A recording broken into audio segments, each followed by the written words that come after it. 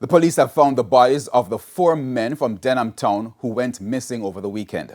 They were found in graves on the old Public Works Department compound in West Kingston earlier today.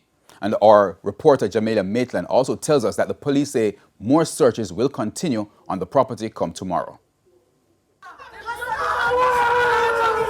Screams echoed from the gates of the old Public Works Department compound Tuesday afternoon after news that the bodies of the 4 men from Denham Town who went missing over the weekend were found.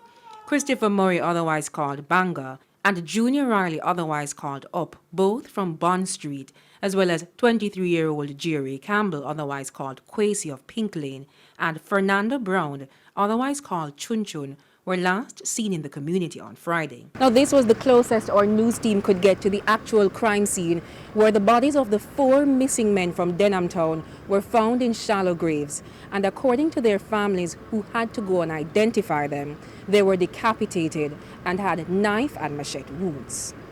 Inside the facility, we observed police vehicles and crime scene investigators.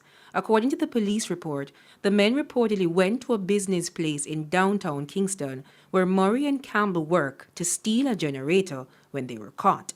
2 others who were also there escaped. A sister of one of the deceased, while fighting back the tears, says the news is shocking. Him and my brother shock everybody in the community. Because nobody does see them as that type of person, where this come from, how this come about. The police say the area is being secured and more searches will be conducted tomorrow. Jamaica Maitland, TVJ News.